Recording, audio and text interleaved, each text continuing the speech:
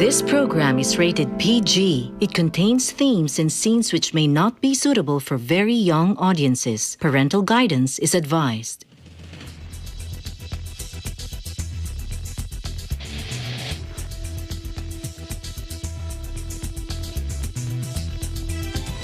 We're working to connect a region of over 600 cultural bridges between our lands.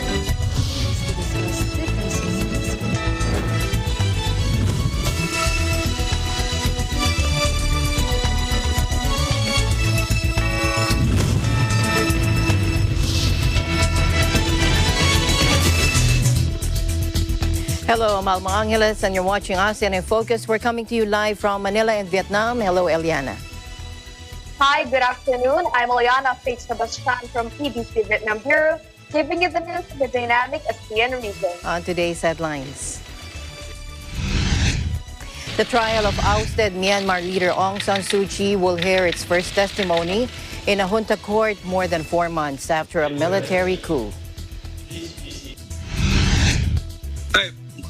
Metro Manila plus areas could ease into a normal general community quarantine or DCQ protocol by Wednesday, June 16, according to National Task Force Against COVID-19 Special Advisor Dr. Ted Herbosa in an interview with our program Balita Lakayan. A Filipino diplomat at the Philippine Consulate General in New York was verbally assaulted by an unknown individual in a train on her way to the office last Friday. A feast of Filipino delicacies during Independence Day celebrations in Bangkok.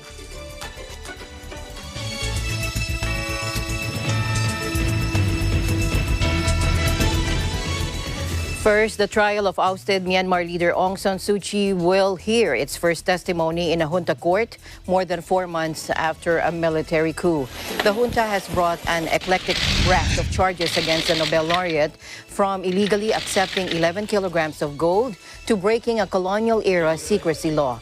On Monday, her defense team will cross-examine witnesses over charges she improperly imported walkie-talkies and flouted coronavirus restrictions during last year's elections that her National League for Democracy won in a landslide.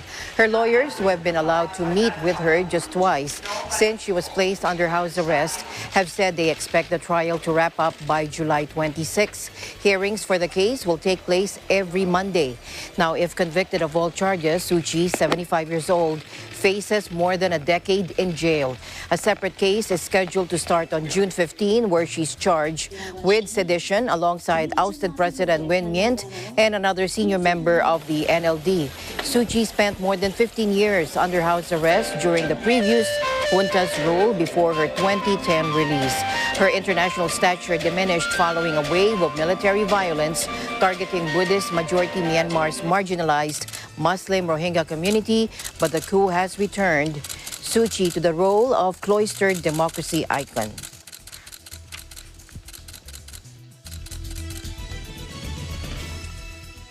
The UN rights chief said Friday that violence was escalating across Myanmar, warning that the country had plunged into a human rights catastrophe since the February 1 coup. Pointing to reported military buildup in several regions of the country, UN High Commissioner for Human Rights Michelle Bachelet called for a halt to the already spiraling violence to avert even greater loss of life. 4,000. In just over 4 months, Myanmar has gone from being a fragile democracy to a human rights catastrophe. The UN High Commissioner for Human Rights, Michelle Bachelet, today issues a strong warning of imminent further bloodshed and suffering in Myanmar. The High Commissioner warns that a further escalation in violence is unfolding across Myanmar, and it must be halted to prevent an even greater loss of life and a deepening humanitarian emergency. Credible reports also indicate that a minimum of 860 people have been killed by security forces since the 1st of February, and this is mostly just in the context of protests. Sweeping arrests of activists, journalists, and opponents of the regime have continued across the country, with credible sources indicating that at least 4,804 people remain in arbitrary detention. The High Commissioner is deeply troubled by reports of detainees being tortured and of collective punishment of family members of activists.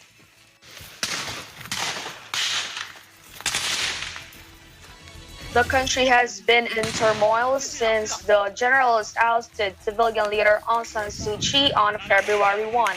Fighting has flared in several communities, especially in townships that have seen a high death toll at the hands of police, and some locals have formed defense forces. Bachelet pointed to intensifying violence in many parts of Myanmar, including Kaya State, Chin State, and Kachin State, with the violence particularly intense in areas with significant ethnic and religious minority groups. Bachelet stressed that the military behind the coup, also known as Tatmadaw, have a duty to protect civilians.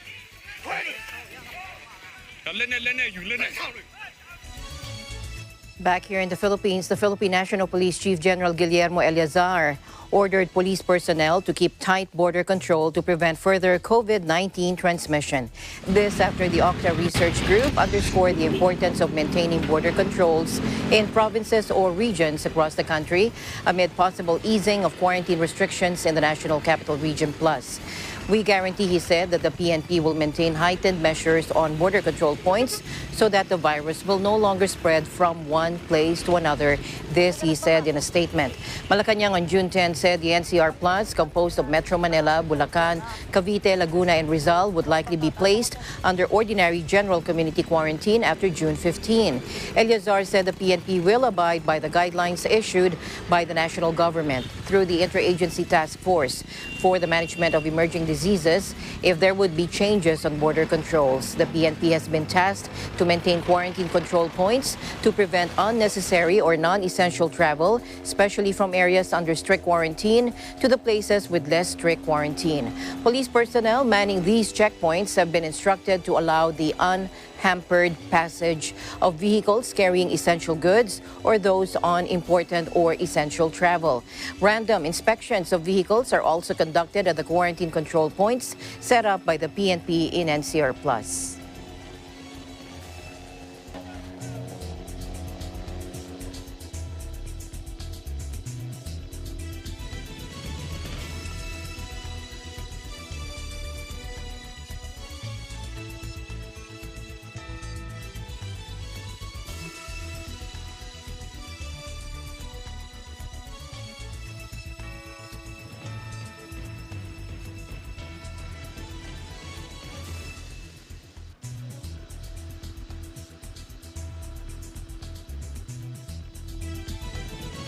The government of Thailand announced a decision to postpone inoculations amid a shortage of the COVID-19 vaccines. Here's Jess Diana to tell us more. Hello, Jess. Good afternoon, Eliana, and yes, in Thailand, vaccination appointments scheduled for this week have been postponed at a number of public and private hospitals around the city, as well as at a number of hospitals in the provinces due to a shortage of vaccination supplied by the Public Health Ministry. This shortfall of the COVID-19 vaccine has caused turbulence in the nationwide immunization rollout. Thailand's Permanent Secretary for Public Health, Katipumung Rachit, confirmed on Sunday that the country has received considerably less COVID-19 vaccine this month, more than they actually planned. Because of the shortage, the country's mass immunization programs for July and September have been drastically altered.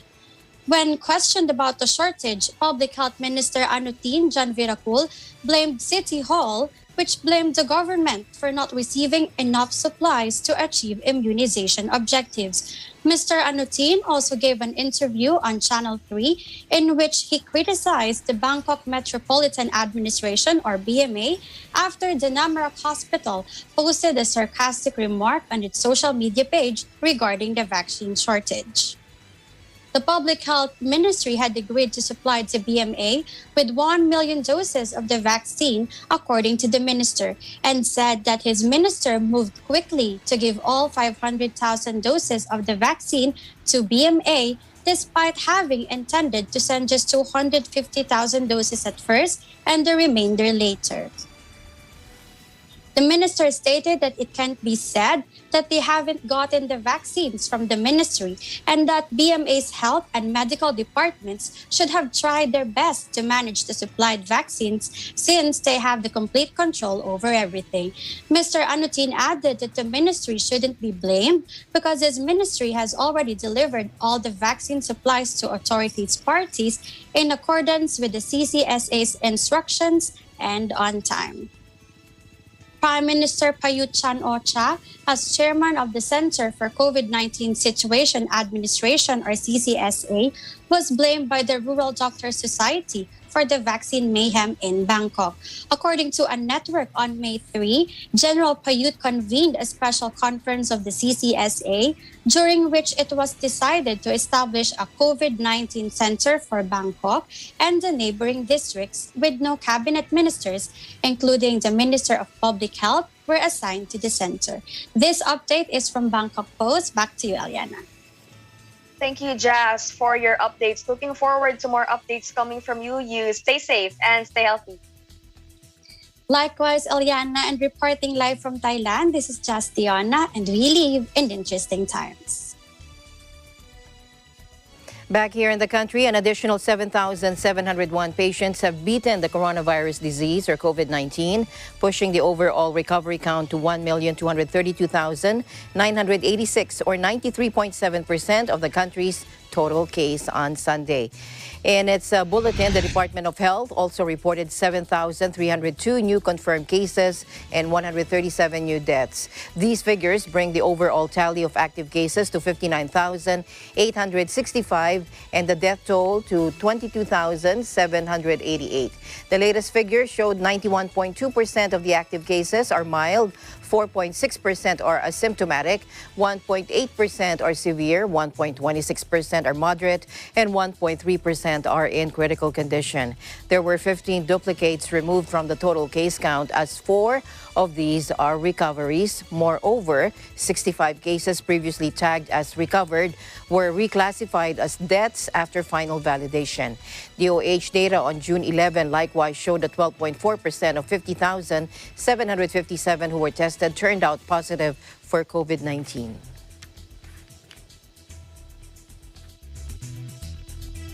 A Department of Health official said Saturday the extension of general community quarantine or GCQ with restrictions has been effective based on the continued decline in new COVID-19 cases in the National Capital Region plus areas. The national government extended on May 31 the GCQ with restriction status in the NCR plus, which includes Metro Manila, Bulacan, Rizal, Cavite, and Laguna from June 1 to 15. Sa tingin po namin talagang naging epektibo because nakita po natin talaga yung patuloy na pagbaba ng kaso dito po sa NCR plus bubble. Nakita po natin that from talagang yung peak natin from March and April, talagang patuloy pong bumababa ang mga kaso. Ngayon po sa ating NCR, atin pong average daily recorded cases ay 1,000 na lang po compared nung tumataas sa mga kaso na 4 hanggang 5,000 per day tayo. Nakita rin ho natin na na-decongest natin ang mga ospital.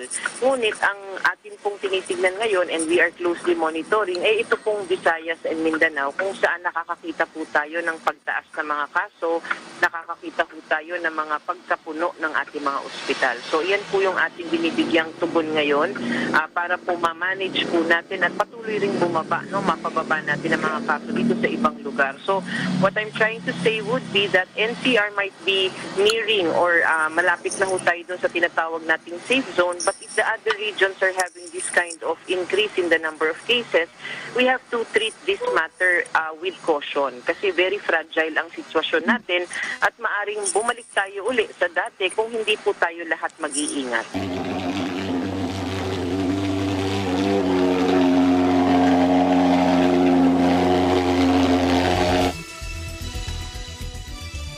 There is no reason to postpone the May 2022 polls that, according to COMELEC chairperson James Jimenez, he assured that they are doing all their best to ensure that the conduct of elections next year is safe amid the pandemic. I don't think I'll be speaking out of turn when I say that that postponement of the elections is simply not in the cards. As far as the COMELEC is concerned, there is no reason to postpone the elections. There might be some reason to say that we might see a sort of depression in terms of voter turnout, but it will not, again, conceivably lead to a suspension of the entire elections. No? So we would like to reassure the good senator and the public that the COMELEC is doing everything it can to make sure that the elections are safe. Remember, the COMELEC controls certain areas of the electoral exercise, particularly filing of certificates of candidacy, the conduct of the campaigns, the conduct of election day and counting and canvassing, as well as the National Board of Canvassers. But beyond that, we're talking about campaigns, we're talking about the activities of the politicians.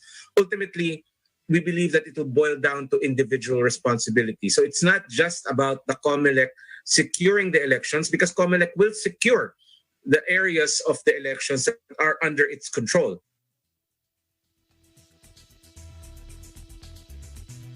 In another move to encourage registration, the Commission on Elections, Gender and Development Office scheduled special days with the male population to be given preferential treatment, acknowledging the efforts of men, especially fathers. June 21 to 23, 2021 will be special days for them, according to a Facebook post.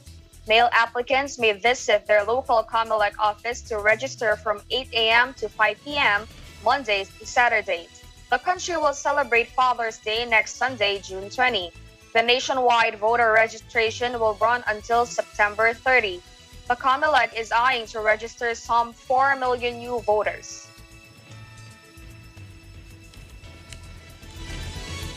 Metro Manila Plus areas could ease into a normal general community quarantine protocol by Wednesday, June 16. That according to National Task Force Against COVID-19 Special Advisor Dr. Ted Herbosa in our program, Balitalakayan. Dr. Herbosa said that the slow easing of restrictions was followed in Metro Manila, or the National Capital Region, Bulacan, Cavite, Laguna, and Rizal, also known as the NCR Plus areas. Let's listen in. I think tonight mag-a-announce ang ating president according to the recommendations ng ating IATF. Ang aking fearless forecast, GCQ na normal GCQ lang. Kasi yun naman yung strategy noong umpisa pa, no? Na to open up the economy, especially in NCR, very slowly. GCQ tayo with heightened restrictions. Sumunod GCQ with restrictions. At palagay ko, at pagkatapos nag-open up tayo ng mga gym, nag-open up ng mga, ibang museum. So nakita nyo, niluluwagan unti-unti and making sure hindi tayo putukan uli ng isang outbreak.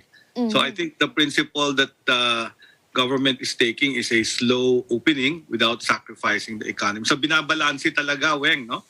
They're balancing the economy and the fight against the pandemic.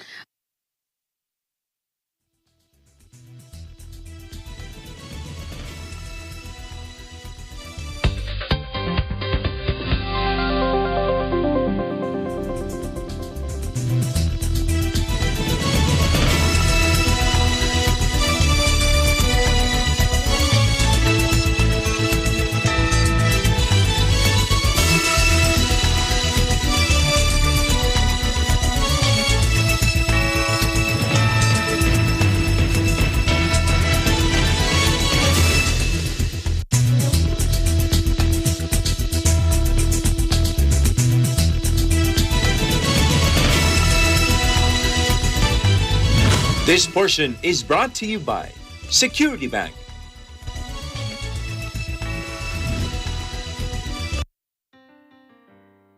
Malalayong lugar ang kanilang narating para maghanap buhay. Tulungan ang pamilyang iniwan sa sariling bayan. Yan ang ating mga overseas Filipino worker.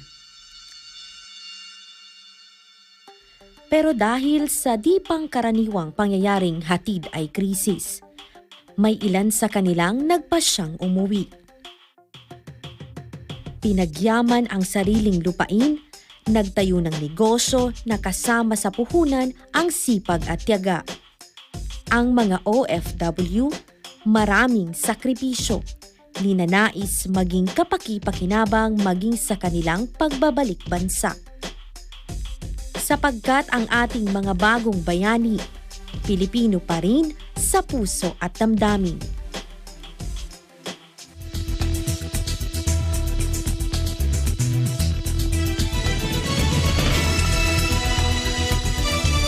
Welcome back. The Philippine Air Force conducted a Solidarity Maritime Patrol over the Philippine Rise on Saturday.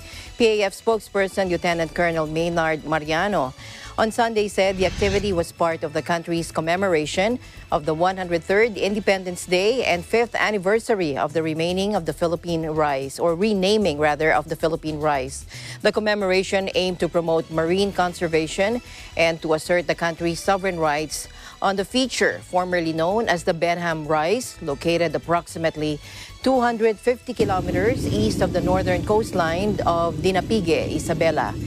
An EADS Casa C-295 medium transport and two South Korean-made FA-50PH fighter jets took part in the activity, which was organized by the PAF and its Tactical Operations Wing, Northern Luzon.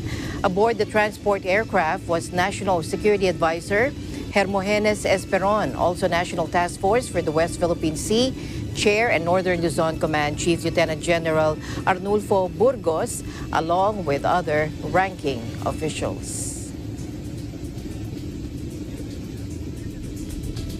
A defrocked American priest accused of molesting girls for years at an East Timor shelter has gone on trial in a case that split the overwhelmingly Catholic country. Richard Dashback, 84, faces sexual abuse, child pornography, and domestic violence charges and could be jailed for up to 20 years if convicted of crimes linked to an orphanage he founded in the early 1990s. The case has sharply divided the Southeast Asian nation, where Dashback was once revered for providing food, clothing, and housing for hundreds of orphans and impoverished children. After several postponements, the hearing started on Wednesday with Dashback taking part via video link from Delhi. But on Thursday, the trial was adjourned again until early July at the request of the defense, which invoked technical problems.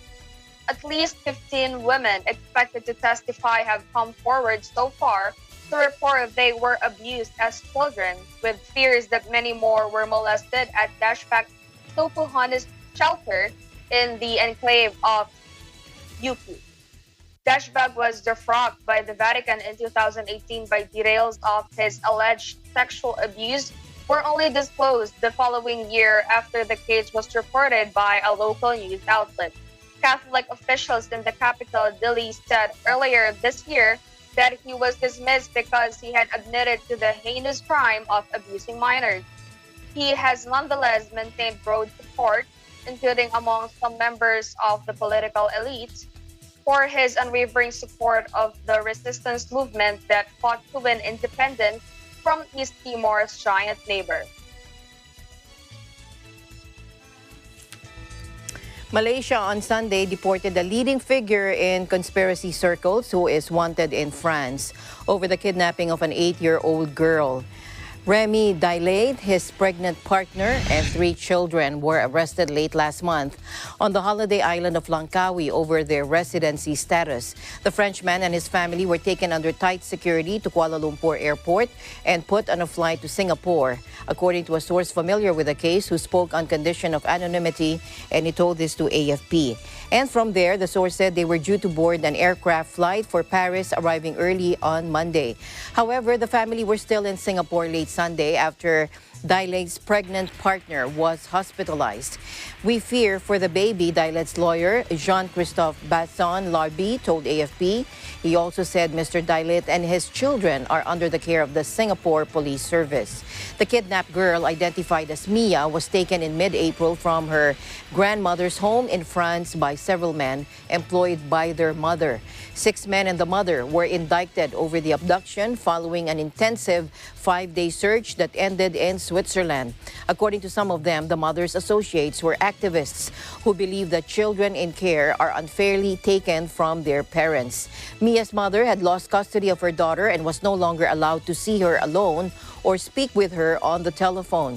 Investigators believe Daile, known to police as a proponent of extremist conspiracy theories and a populist takeover of the state, may have helped organize the abduction. French prosecutors in April issued an international arrest warrant for him, who had been living in Malaysia for several years. But he was detained over his residency status, making the process of deportation quicker. Daile is a former regional leader of France's centrist Modem Party before he was excluded in 2010. After the abduction, Mr. Dalet posted a video in which he said that his organization returns children kidnapped by the state to parents at their request. There was absolutely no kidnapping, unquote.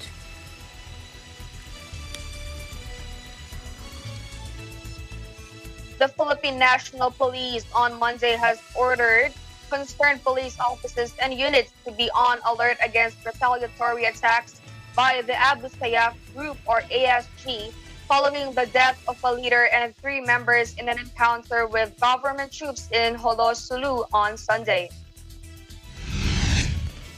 PNP Chief General Guillermo Eleazar in a statement said that he's tasking the local police to go on full alert because they expect that their remaining members might retaliate because of one of those who were killed in the encounter is the brother of ASG bomber Mundi Sawadjaan. Among those killed were Al Sawadjaan, ASG sub-leader Injam Yada, a certain Abu Rayub, and a still unidentified ASG member. State security forces were about to serve a warrant of arrest against Yada when the Abu Sayyaf terrorists fired at them, prompting the police and the military to retaliate. Yada was involved in kidnapping incident, while Sawadjaan had knowledge of bomb making. His brother Mundi was the alleged mastermind of the twin blast in Holo last year. Eleazar assured that the police and military will further intensify joint operations to capture Mundi and the remaining bandits. In other news, a Filipino diplomat at the Philippine Consulate General in New York was verbally assaulted by an unknown individual in a train on her way to the office last Friday. One of our colleagues at the Philippine Consulate General in New York became the latest victim of anti-Asian hate. Our colleague, a female consular officer, was verbally assaulted while on board the B train on her way to the consulate yesterday morning. That according to Consul General El Mercato in a statement on Saturday night. The victim said a man on board the train accosted her as soon as she stepped inside by asking her, quote, "Where'd you come from? Where'd you come from?" He then went on with his race-based tirade by saying, quote, "We don't need you here, we don't need you here." And then he burst out with some expletives and then said, "I hope you all die and everybody on this train," unquote. Mr. Cato said the consulate is deeply disturbed by the incident and has already reached out to the New York City Police Department. The report came a few days after a member of the Filipino community sustained injuries when he was violently assaulted on a subway platform in New York City. A few months ago, a Filipino got his face slashed in a hate crime incident also on the subway. The hate incident involving the Filipino consular officer is the 14th incident involving a member of the Filipino community reported to the consulate this year. Mr. Cato called on all members of the Filipino community to stay vigilant when stepping out of their homes, especially when taking the subway. Kababayan should immediately call 911 if they witness any hate crime or if they become victims themselves, and they're also encouraged to report any incident to the consulate.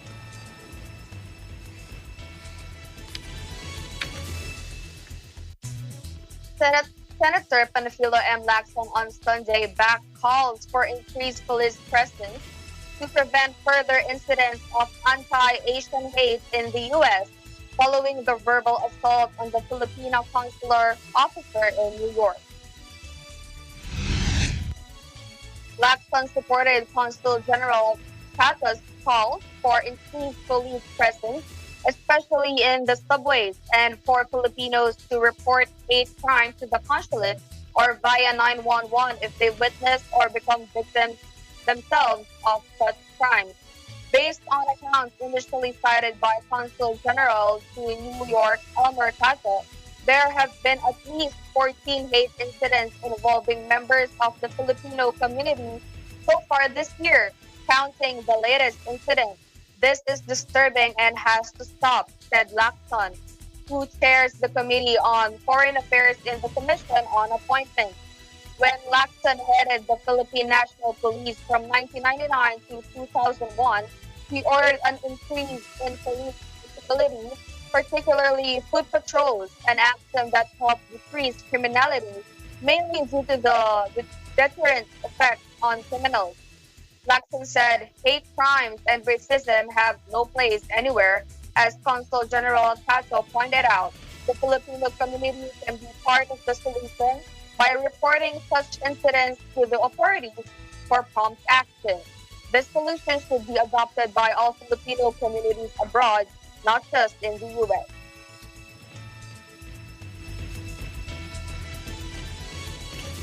In other news in the region, Brunei reported one new confirmed COVID case, bringing the national tally to 250.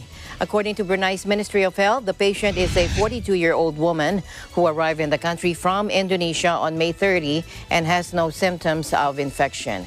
Investigation and contact tracing have confirmed no close contacts for the infection as she was quarantined upon arrival in the country. The new case is being treated and monitored at the National Isolation Center with 7 other active cases who are all in stable condition. With the defection or detection of the new case, a total of 109 imported cases have been confirmed since the last local infection case on May 6 last year. Brunei has recorded 403 days without local COVID infection cases.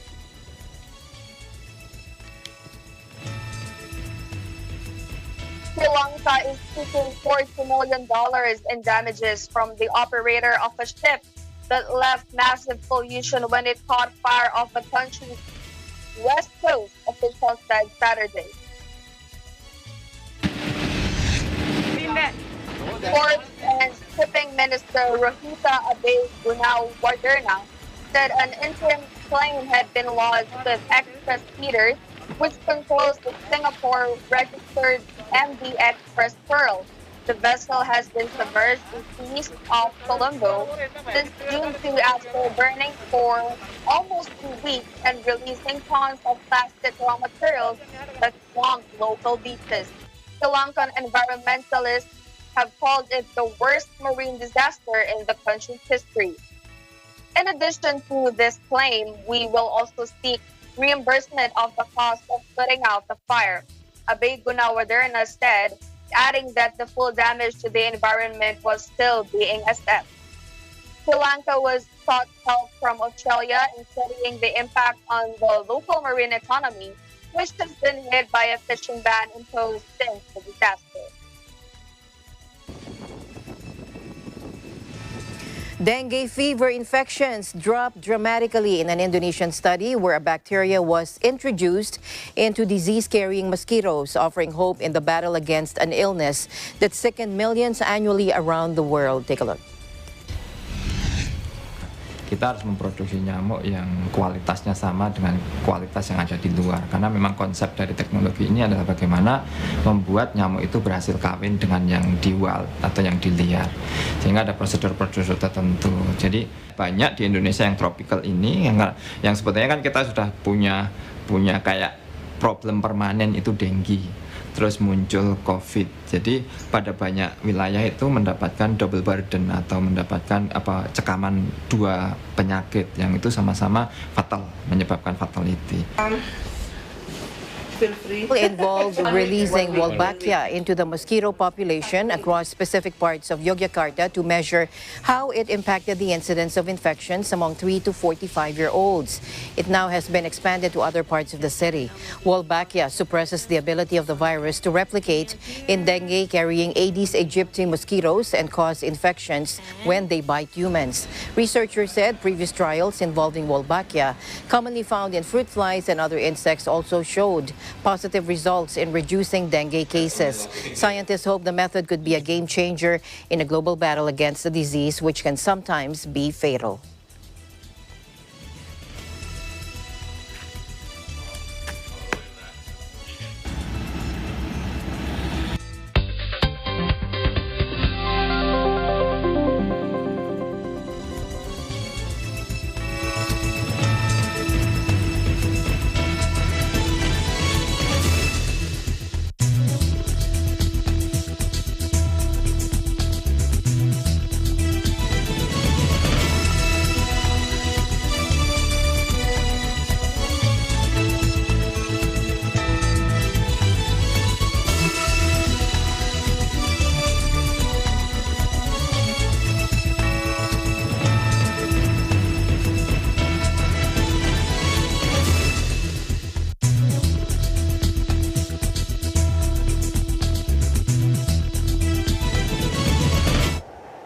Innovation, digital disruption, globalization. Startups, micro, small, and medium enterprises, as well as large corporations, all face interesting challenges in the market today. Peek into the world of exciting opportunities and partnerships to drive growth with the latest business news and information. We are open for business. Your weekly dose of entrepreneurial inspiration to update you on the latest developments in the world of business. Get up close and personal with CEOs and thought leaders to help you discover valuable insights, sharpen your instincts for smart decision making with the latest markets and economic trends, disruptive ideas, global innovation, social entrepreneurship, and other leading-edge business ideas. Join the conversations to create a more vibrant environment for entrepreneurship. Catch Open for Business, from vision to action.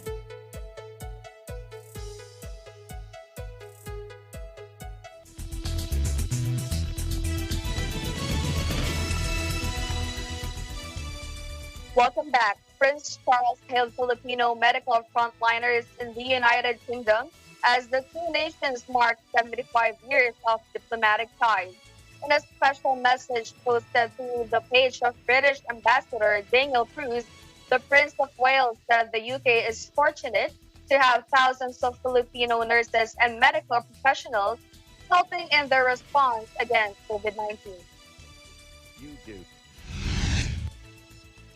I'm delighted to send my warmest wishes to everyone in the Philippines in this special year when we celebrate the 75th anniversary of diplomatic relations between our two countries.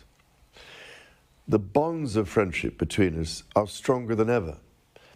At a time when we have faced the unprecedented challenges of the coronavirus, those links have provided the foundation for us to work together towards a better future. We are more fortunate than we perhaps realize to have many thousands of nurses and other healthcare workers from the Philippines working in the United Kingdom, particularly in the National Health Service. To these wonderfully selfless people, I wanted to offer my most heartfelt gratitude for the outstanding care and comfort you give to your patients. You have made a truly remarkable contribution to the health and well-being of so many people across the country at such a difficult time. My fondest thoughts are with the Philippines and all those who wish to join me in celebrating our profoundly important relationship.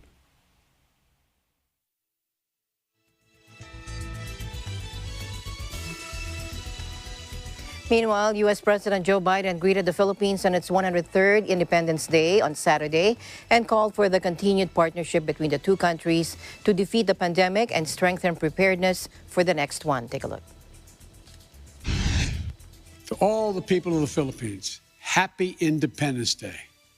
It's my honor as president to send best wishes and the enduring friendship of the American people as you celebrate this joyous occasion. This year, our nations are also celebrating two momentous anniversaries. our 75th anniversary of diplomatic relations, and the 70th anniversary of our strong alliance. The Philippines and the United States share so much history, and our people are forever connected through our deep bonds and shared sacrifices of valor, of family, and of friendship. More than 4 million Filipinos and Filipino Americans call the United States home. They make invaluable contributions to communities all across our country, and they enrich the American character, making our nation stronger and more vibrant. As we honor this joyful occasion of independence and friendship, let's also look to the future, at the challenges our two countries must continue to work to take on together. From defeating this pandemic and strengthening the global preparedness for the next one, to advancing a free and open Indo-Pacific region for all peoples. I hope that friendship between the Philippines and the United States will continue to be a source of strength for both our nations through all the decades ahead. And I wish you all a safe and joyful celebration. Thank you and happy Independence Day.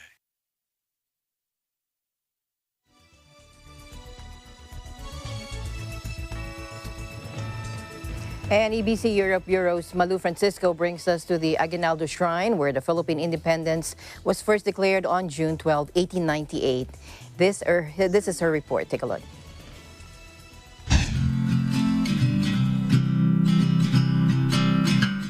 That is the House of Philippine History, home to the Aguinaldo Shrine, or the Museum of President Emilio Aguinaldo in Kawit, Cavite, the Philippines. A very important date in the history of the Philippines, June 12, 1898. The place, Kawit, Cavite. The proclamation of Philippine independence from over 300 years of Spanish colonial rule.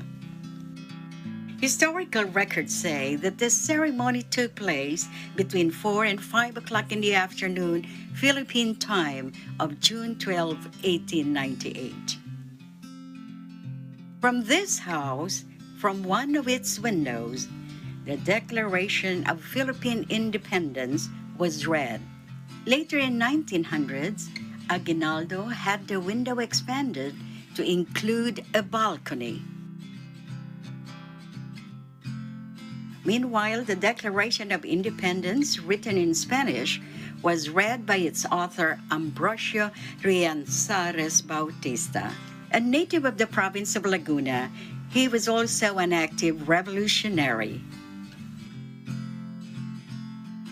The Philippine flag was officially displayed in public while the Philippine national anthem was being played. The historic occasion also marked the official public display of the Philippine flag. Before June 12, the flag was first flown in the Battle of Alapan, Imus, Cavite on May 28, 1898. Some facts about the Philippine national anthem. Professor Julian Felipe composed the music. In less than a week, the work was completed. During the proclamation, the marching band of San Francisco de Malabon, now General Trias, played the national anthem. A year later, lyrics were adapted from the Spanish poem Filipinas, written by Jose Palma.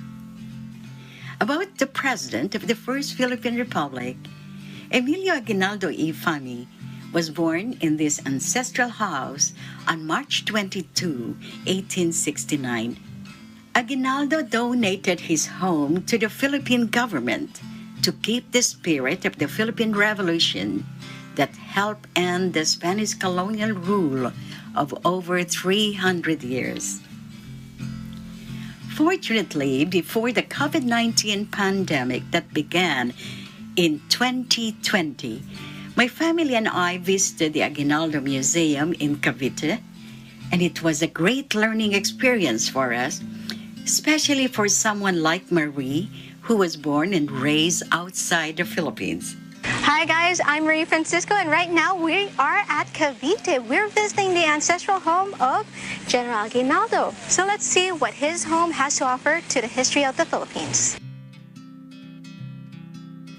The museum is found on the ground floor. Get to know the President of the First Philippine Republic and the events leading to the proclamation of Philippine independence. On the second floor are the different rooms, pieces of furniture during Aguinaldo's time, wood carvings that showcase the Filipinos' artistic talents, and photographs, many of which you'll be seeing for the first time.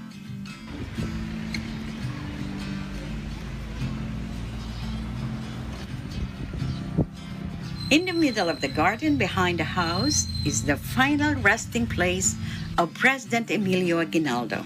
On February 6, 1964, in the Veterans Memorial Hospital in Quezon City, President Aguinaldo passed away.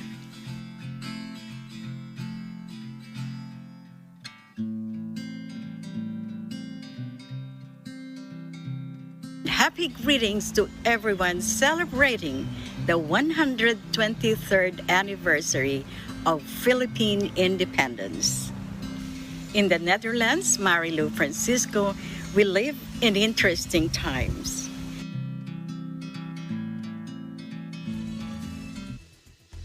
Food plays an integral part in celebrations. And here's a feast of Filipino delicacies during Independence Day celebrations in Bangkok.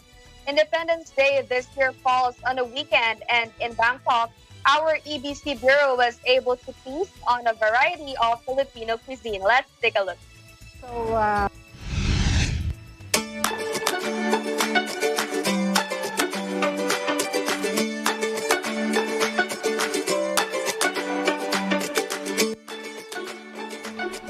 Mabuhay! Today marks the 123rd Philippine Independence Day. Wherever we are in the world, celebration is not complete without food. So join us today as we celebrate our independence and Pinoy local delicacies here in a Filipino restaurant in Bangkok, Thailand. Hi, this is Tita Seni Banaying. I'm a Filipino married to Thai for over 40 years. We welcome you to our Viva Pilipinas.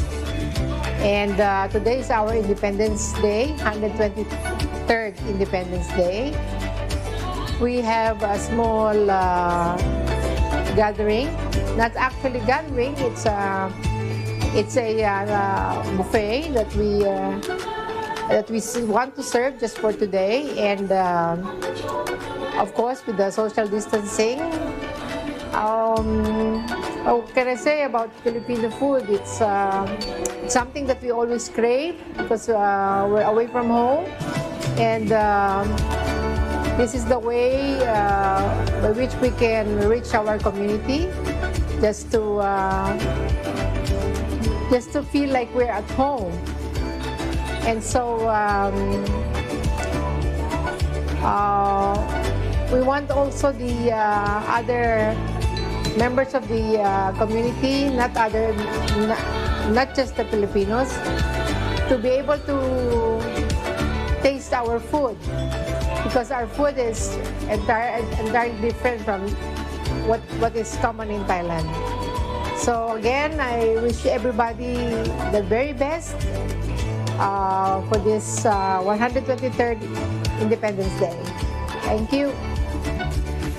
Filipinos celebrate Independence Day to commemorate heroes as well as modern-day heroes such as overseas Filipino workers and our frontliners in this time of pandemic. Since most of us can't travel back to Philippines yet due to restrictions, our taste buds will take us home. It's such a comfort to eat home-cooked meals with friends, and it brings back good old memories with family way back home.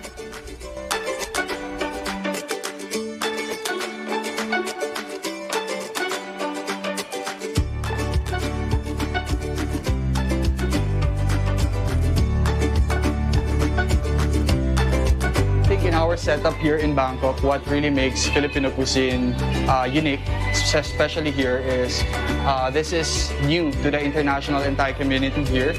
That's why our goal in Viva Filipinas is not only to introduce the Filipino gastronomy, but also to make it famous here.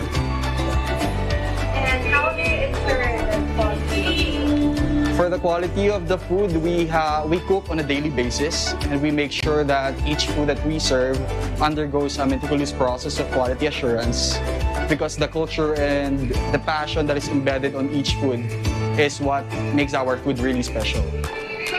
And we have a message to our kababayans in Thailand and around the world for the Independence Day today. Okay, so sa lahat ng kababayan ko dito sa Thailand, maligayang araw ng kalayaan. Happy Philippine Independence Day to all the Filipinos by heart and by mind.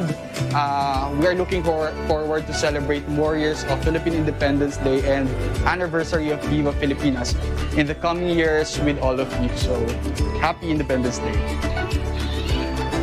Filipino foods truly brings us closer to home with so much fond memories to reminisce. And even for a while, let us free ourselves from all the worries and never forget to celebrate simple joys in life, especially with the summer food. And even in the midst of pandemic, even away from home, there's so much to be thankful for. Happy Independence Day to all Filipinos around the world. From Bangkok, Thailand, I am Crystal Mapa, together with Gretchen Kusansan, Gila Pablo, and Veronica Carino. We live in interesting times.